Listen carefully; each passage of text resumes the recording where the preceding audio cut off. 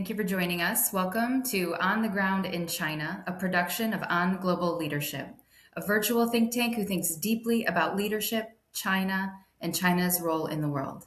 You can find us at ongloballeadership.com. I'm Aubrey Martinson, and I'm here with Doug Guthrie. How are you doing, Doug?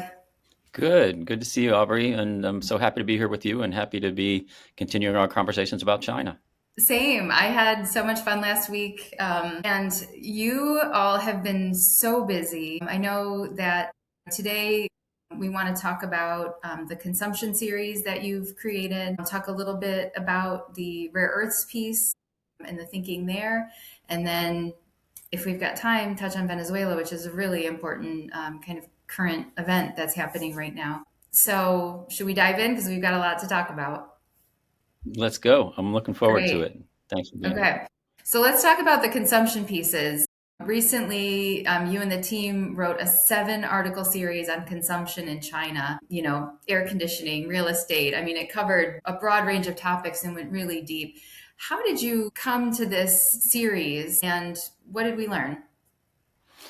Well, thanks. It's a great question. And it's sort of a fun path into this. I mean, consumption is a big issue as people, economic analysts and economists and people who just think about what's going on with China. Consumption has been a big topic over the last year or several years. And part of the reason for it being a big topic is China is chugging along, and our team predicts that China will continue its growth at 4 to 5% compared to GDP growth of about 2% for the United States. And China will become the largest economy in the world. And, that's really frightening to some people, particularly people who really believe that the U.S. is the most powerful economy in the world. And the U.S. has been the strongest economy in some areas for many years, for many decades. One of the things we always like to note is over the last 45 years since Milton Friedman and Ronald Reagan took power, we've seen a significant shift away from working class and manufacturing jobs in the United States. And so the US GDP is still very powerful, but we've seen a great shift towards white collar labor. So, the Silicon Valleys of the world and, investment banking and finance and legal fields. And so we've seen a significant movement of capital and income from the working and middle class to the upper 5% of the United States society. So I always like to just caution people with a little bit of a grain of salt, like, yes, the U.S. economy is strong, but China's economy is very strong too. And in the case of China, it's actually a really interesting case. We like to sort of, if you listen to our current president, we think China stole our jobs, but I always like to remind people China didn't steal any jobs. We invited corporate elites to go find cheaper labor abroad. And, this is when the doors were open in 1980. And so, China just has been building the most sophisticated manufacturing supply chain in the world. And it's a very, very powerful economy. I always like to cite, in addition to the research we do, my favorite scholars that have written about this for many years, people like Thomas Gold but also Andrew Walter, who wrote the article Local Governments as Industrial Firms, which was a brilliant article in 1995 and kind of really set the tone for how China has built its powerful economy. So on the one hand, you have the OGL team and a number of other bullish on China scholars who think that China's economy is in great shape. There are others who really question China's economy because, yes, China's economy does continue to grow, but you have two sectors which are linked as sectors, but they're very powerfully tied to how we analyze economic growth. And those are real estate, and there's been significant overinvestment in real estate over the last couple of decades, and we've seen a real estate bubble. I always like to remind people that, I've heard of real estate bubbles before. I think we've had one in the United States in 2001 and then in 2008. So it happens when economies grow fast and people have resources and they want to build. But the other area that is often cited as a real weakness for the Chinese economy is consumption. And so, I've talked before about my relationship with different Chinese powerhouse intellectuals. And one of my favorite economists in the world is an individual named Justin Lin, who I got to know him when he was chief economist at the World Bank, and I was dean at the business school of George Washington University, and we became friends. And he's just an interesting, brilliant individual and got a really interesting story. He got his PhD at the University of Chicago, so the home of neoclassical economic theory. But he also has, after leaving the World Bank and going back to China to be a professor at Beijing University, he's been developing a new theory called the new structural economics. And it's sort of a balance between, neoclassical economic theory over here, let markets do their work and just, get the government out of the way. And then on the other side, you have maybe Keynesian economics, which is very much about economic growth through state-led investment and state planning. And then I think Justin thinks of his work as sort of sitting in the middle. You can't have just open markets and the state completely removed. You have to have state strategic planning, and so the new structural economics is his theory, and it's really really good work. And so my colleague Chris Gao and I were in China a couple of months ago. I guess it was July of 2025, and we went to visit Justin, and we were sitting in his office just talking about things, and I was really honored because he's a very, very powerful intellectual in China, but he gave us his time and, sort of honored our old friendship. But it wasn't just a conversation about sort of hemming and hawing on like, how are things going and what are we doing? He very quickly said, listen, I read OGL's stuff and I think you need to write about this consumption issue. So sorry for the long introduction, but it was a very powerful moment because here was Justin Lin, one of the most powerful economists in China and probably one of the most powerful economists in the world, asking OGL to write some articles on our analysis of consumption.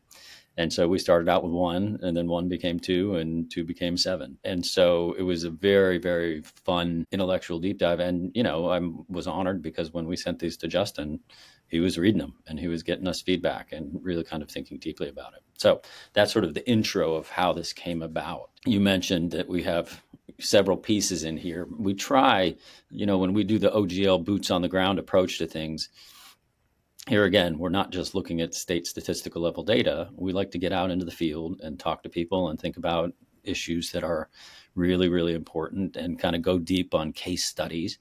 And so, as you noted, one of the articles we wrote is, well, let's take on an interesting topic like air conditioners, Yeah. right? So this is an interesting thing when you think about people kind of growing up in their consumption economy, like what kinds of things do they want? Like they don't just want food, they also want to live comfortably, right? And so, we did one of our articles on air conditioning. We also did an article on Chongqing, which is a city you may know, but Chongqing is the most populous city in China, and it's in the southwest of China. And so for many years it was sort of just regarded as kind of a place where there was a lot of poverty and a lot of it was slower in developing, and then it sort of became uh, you know hip place. And this is where like a lot of people who wanted to get out of the Shanghais and Beijings of the world would move, and then it became sort of a very hip consumption space. And so we were making the radical claim that Chongqing might be the future of Chinese consumption. And so we have an article on that. Um, and, we have an article that compares China and consumption to, the rest of the world. One of the things that is frustrating, and please interrupt me if I'm talking too much, but No, this is um, great. so, so the key thing about consumption, and this goes back hundreds of years to Adam Smith, is the basic idea is you're supposed to have this virtuous cycle, right? Where you make money through manufacturing and money then goes into the pockets of working and middle class people. And then those people spend money in the consumption economy. And then you have more wealth that grows, and the nation grows bigger in its GDP, and then you have people continuing to spend. So this is Adam Smith's virtuous cycle, which generally works in developing and developed economies. It works less in places like China, and this is one of our pieces in the cross-national comparison piece. The United States have a savings rate, and this is a net savings rate of about 3%. Now, if you think about what that means, the upper 5% of income earners in China save way more than 3%. And working in middle class and poor people save virtually nothing. So 3% is a high estimate. because the statistics are pulled up by the high earners and the wealthy class. China has in the past had a savings rate of about 40%, and it's dropped now to somewhere in the 30s. But think about that. Like, what does that mean? That's Now, amazing. it It's a is big amazing. difference. It is a big difference. Now, economists will say, well, that's bad for the economy because people aren't spending the money and therefore they're not making the virtuous cycle, Hmm. which is true, except people are also saving money. They're saving money for their kids' future and they're saving money to invest in real estate. And so I'm a little more skeptical on just the sort of economic analysts hand wringing over China's consumption problem because, yes, it is true that China consumes a lot less as a population than the United States or most other nations do. But I'm not so sure that it's a bad thing. Like I'm not so sure that our consumption and savings rate of 3% in the United States is very healthy. And by the way, China is the largest economy that has this high of a savings rate, but there are others. Singapore has a very high savings rate. Um, a couple of the Northern European economies, all smaller economies. And so one of the things that we like to point out is there's a cultural issue here as well, right? This isn't just that Chinese people are obsessed with savings. If you go back to Taoism and Confucianism, sort of people were viewed as moral contributors to society when they were careful with their income and they didn't try to consume a lot and they didn't try to be ostentatious with their living. And so I think it's just an interesting thing culturally, but it's also, again, our team is, we're very bullish on the Chinese economy and we believe that, the government is doing very effective work and kind of thinking about how to build the economy, local governments as industrial firms, a lot of innovation, a lot of investment in manufacturing. And yes, maybe it would be better for the virtuous cycle of the Chinese economy if people spent more money. But we're just very skeptical of this hand wringing that this is the evidence that China's economy is much weaker than we think. I actually disagree with that. I think China's economy is very strong, and this is kind of a cultural strength of where China's economy is careful. Right. So those are and then we wrote 7 articles on these, and they're all on the OGL site. So we invite our listeners to go read them. I mean, we're excited to hear what people think. Yeah, they're very in depth and paint a picture where when you're talking about the air conditioning purchases, I'm thinking about my own childhood and how we just had fans, and Right. then in the house and no central air, and now I've got air conditioning in every room in my house, right?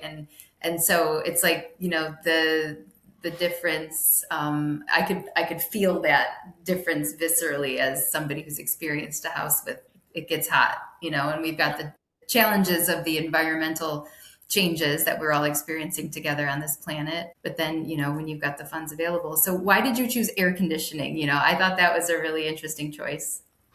Well, thank you for that because again, typically when we think of consumption, we think of things like how much food are people eating and how often are they going to see movies and so there is a whole entertainment industry part of consumption and there's a whole you know and again, it's one of the reasons we picked Chongqing as a case study because it's got a very kind of leading edge in sort of the lifestyle industry of people going out and to entertainment and doing other things. But we were sort of thinking that so maybe let's tackle something that is you know a big purchase that small households make, but definitely has to do with how comfortable you want to be in your life, and it's a consumption case, right? And we just dug deep into that, and it was a fascinating case study because it really does tell an interesting story about how Chinese families are consuming. The one other thing that's really interesting about this is the two areas that have really been, sort of the finger wagging areas for economists that are critical of the Chinese economy are, as I mentioned, the real estate bubble and the consumption economy. In China, these two economies are actually more intertwined than in most countries because most families, instead of saving money in a bank, they buy real estate. And so that's their lifetime savings is, for the last 40 years has been buying real estate, which has led to and contributed to the real estate bubble. But it's also been part of Chinese families' consumption, right? So even for small families that are in Western China and don't have much resources, they will save all of their money so that they can buy real estate in one of the places that has a good real estate bubble. And again, this is not totally new, and we've had real estate bubbles in the United States, and so these things happen. But for China, the interesting thing is how closely tied consumption and real estate are. And so anyway, it was a really really fun topic. And again, I was honored that Justin Lin wanted to hear our thoughts on this, and I was honored that he was reading our work, and we would be honored for other listeners to read these articles too. It was one of the really fun things that we did in 2025.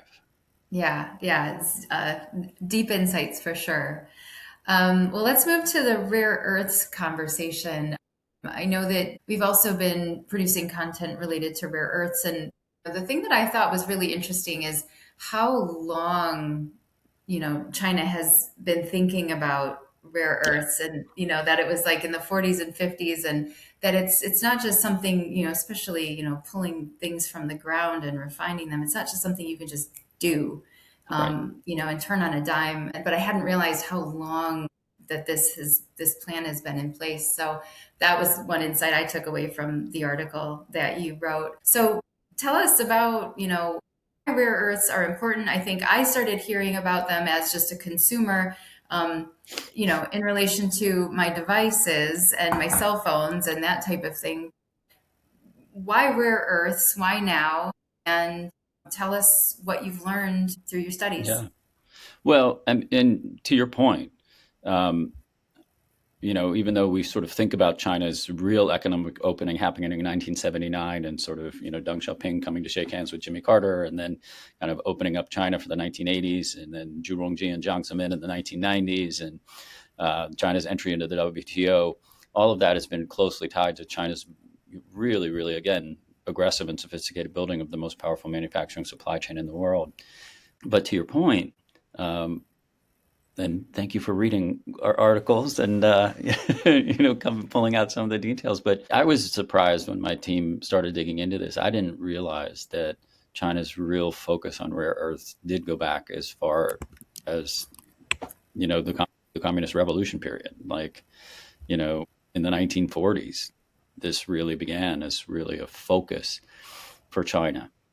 Now, one of the things that's interesting here is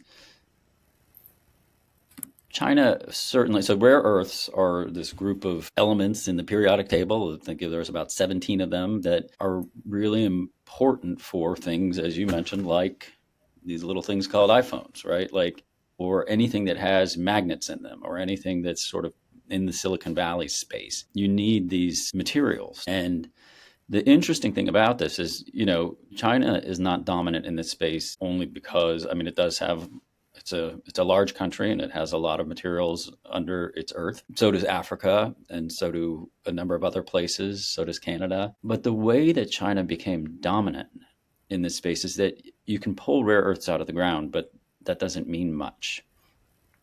The only way that these rare earths are meaningful is after they've been refined. And so, what country and what groups and industries are going to lead the world in the refinement of rare earths?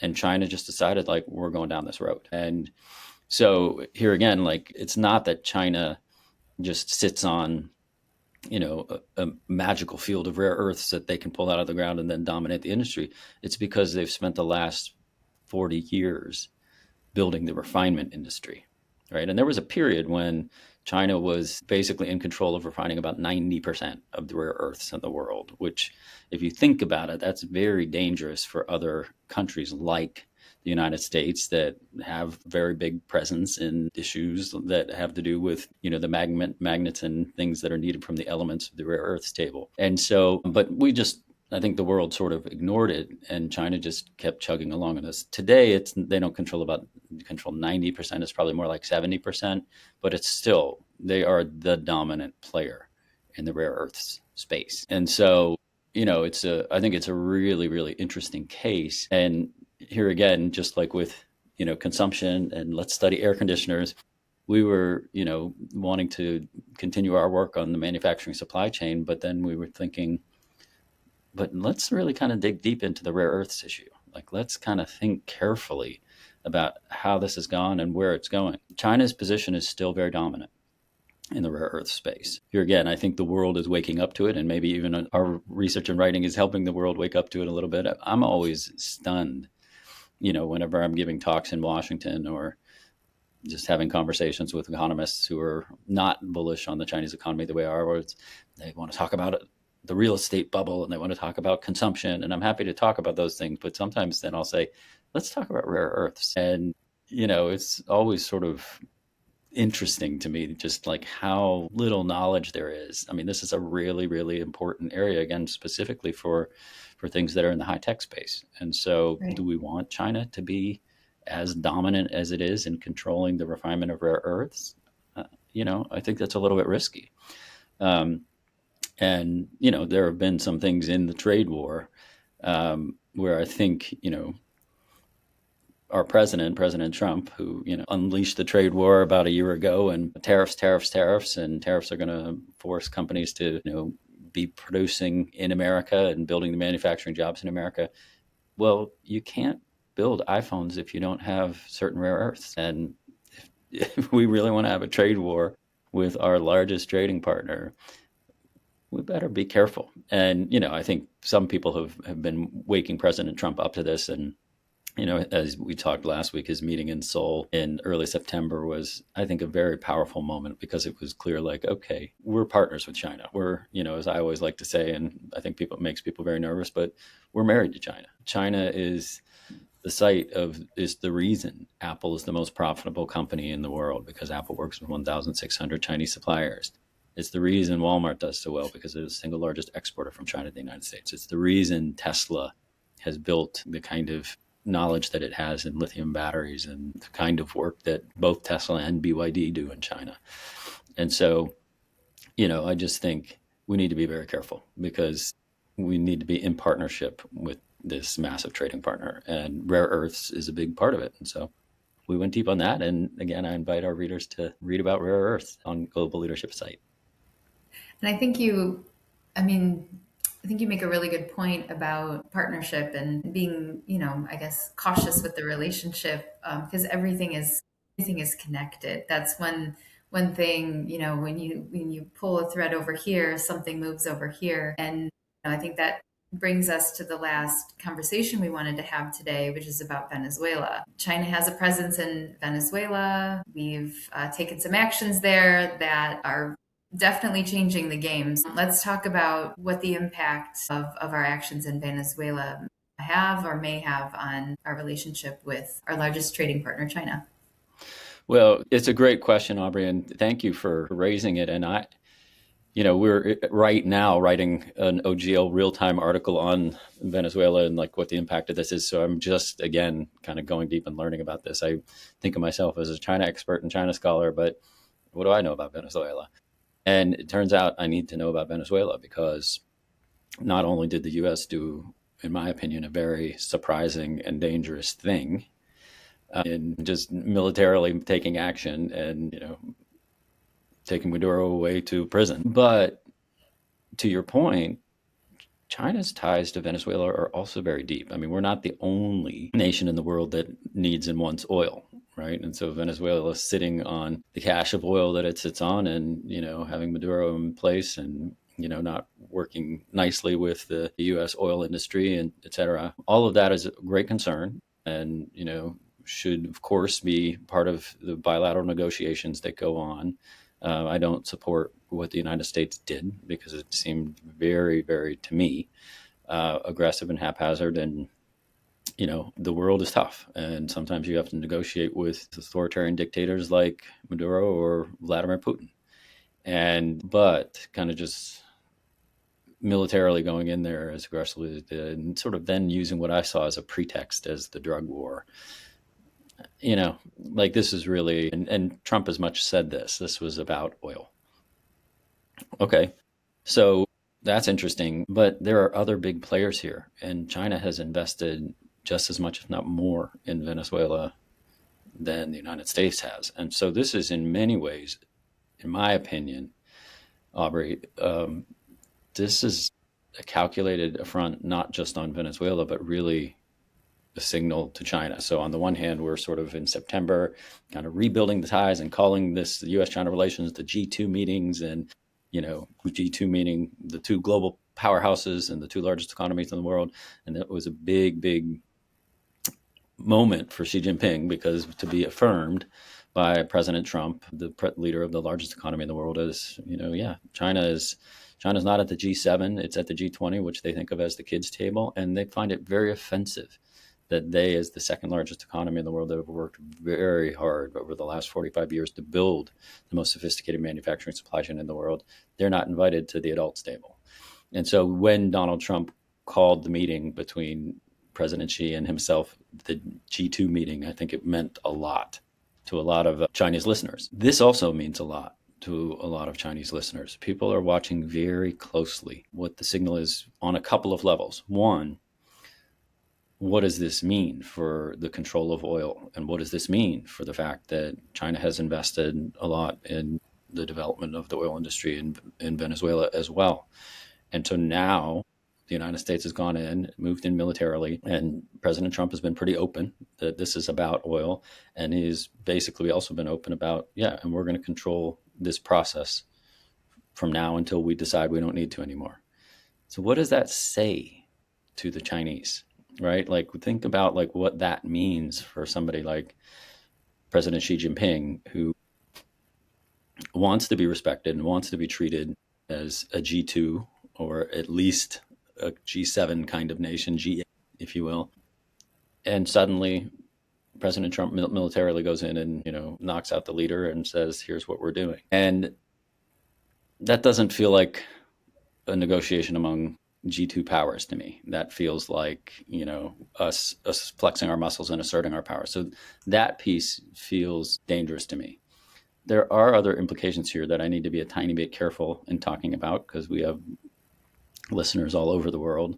But, what does it mean if the United States is just going to flex its muscles and go in and kind of knock out the president of a small country? Or I don't know if Maduro was actually a president, but like the leader of a small country. What does that mean for a little place called Taiwan? Right? Like, what kind of door is opened there, where, people in China might just think, well, the United States did it with Venezuela, and so, maybe that opens the door for us. And when people ask me about the Taiwan question and whether things are heating up so much with US and China, I want there to be diplomatic process to this. And I think the sort of strategic approach of the United States United States accepting China's position that Taiwan is a part of China. It is a separate renegade province, and they have their own democratic elections, but it's a part of China.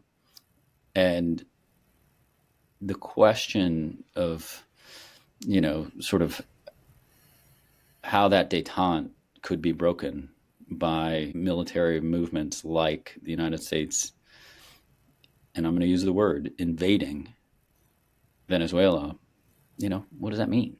And so I just think this is dangerous territory. Now, when people ask me about the situation in U.S.-China relations, I remind them with what I said to you earlier, which is that we're married. Like, we are just too deeply involved. There's not going to be a war between the United States and China. We are so in each other's pockets in terms of just how important we are to the world. Now, it is also important that China is starting to reposition itself as the leader of the global South. And there's a term in Chinese that says "nanan hezuo," which means South-South relations or South-South cooperation. So the reforming of the BRICS economy, Brazil, Russia, India, China, South Africa, and now the 9 other countries that have joined is an important thing. The Belt and Road Initiative is an important thing. China's role in Africa is important. So, in my opinion, China is in the process of sort of pivoting away from its G2 reliance on its largest consumer market, the United States, and it's going to take a leadership role in the rest of. So, there's just a tangent, but when we had Doge and Elon Musk like cutting funds so that the U.S. could save money. One of the sad moments there was the cutting of USAID funding. Hmm. How many people were getting just access to drugs and medical care through USAID. And so suddenly that's all pulled out of places like Africa. Guess who is in places like the very countries that we cut those funds from because of the Belt and Road Initiative? That would be China. And so I just think there's an interesting dynamic here. And so the Venezuela piece is it's just one data point. But I think it was a big data point because it sort of signaled to the world like the US is willing to do this. So what does that mean China's going to be willing to do? And so, sorry, I didn't mean to get dark. No, well, I mean, it is concerning, and it does, it makes me ask, well, what is our role in other countries, and what should we be doing? And perhaps there could have been some diplomatic partnership between US and China if we're both so involved in Venezuela to influence the Right, outcome. right, I'm not not a politician, not a social, political scientist, but just as somebody watching and wanting to feel safe where I live. I just I prefer partnership, as a human, but not everybody feels that way. right. I love the way you just framed that, Aubrey, because yes, like that is, yes. So I made the point that, China is kind of going out and building partnerships through the Belt and Road Initiative and through the reformulation of the BRICS economy. But to your point, like if we're going to have meetings like we had in South Africa and in South Korea, where we, are saying G2 and Trump and Xi are coming together and we're talking about partnership. Let's be partners. Did President Trump pick up the phone and call President Xi and say, "Hey, we're about to invade Venezuela and take Maduro captive"? Like, I doubt he did. I doubt it, and so I don't know. But it just seems like the amount of surprise that I've heard from the Chinese side is partnership Mhm. means you got to work together. You got to share information. You got to, Mhm. and so I love the way you frame that.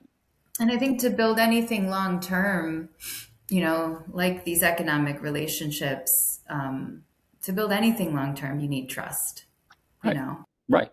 and certainty at least. Well, I think, yeah, there's a lot developing, and it remains to be seen what the fallout is from the actions in Venezuela. And I know that you and Chris and Deshelle will be thinking deeply about this and producing an OGL real time piece, which will be available on globalleadership.com. What else can we look forward to? What else are we thinking about for the future of OGL? Well, I mean, we want to just continue to do work where we're both, kind of being thought leaders in the field, but also we're helping different organizations kind of think through what they're doing in China. And last week we talked about the talks on AI, but also the talks on Chinese companies going global, and we want to continue to help them. And then, there's also a new client that I've been working with that I won't mention their name, but they're very interested in sort of issues of sustainability and kind of helping China.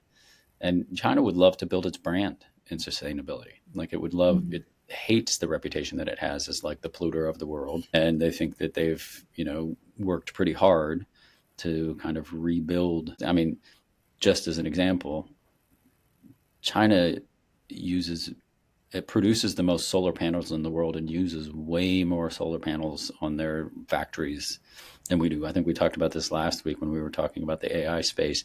Mm-hmm.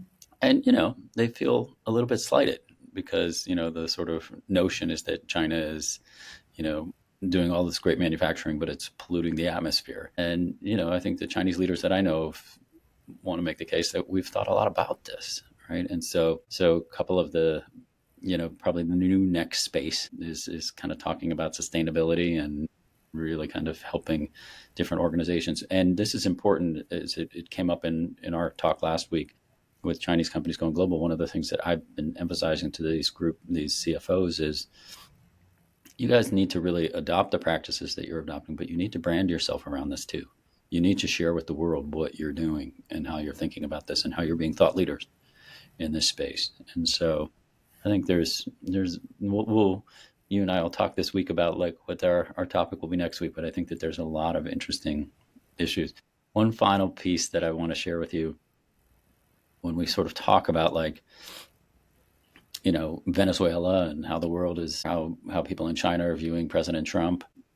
There's a term in Chinese, well, it's a little phrase. It's called a Changyu, which means like a sort of a phrase with a lot of history to it. And the basic idea is it's easier to trust a small-minded person because you know exactly what they want than to trust a high-minded person who thinks of themselves as a scholar.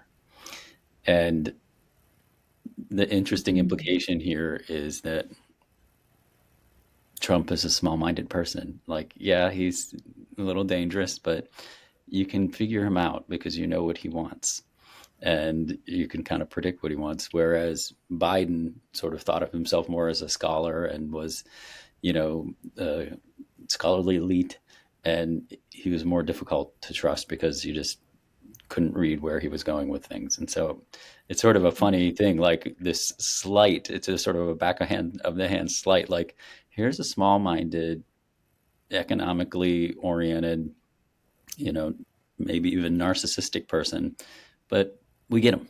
We know what he wants. And like he's predictable. And so Oh, that is so interesting.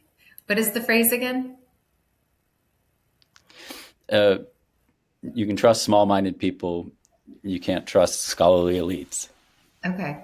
Yeah, that's interesting. Okay. Well, more on that.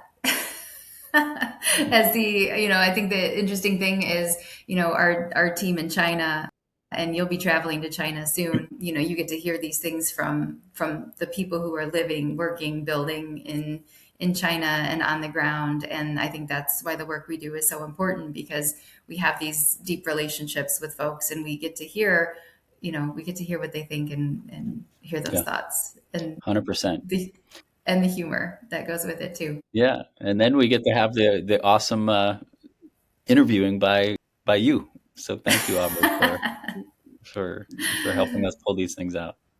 Absolutely. Well, thank you, Doug. I appreciate it. And thanks everybody for listening. You can find us at ongloballeadership.com and we'll see you next week. Thanks, Doug. Thank you.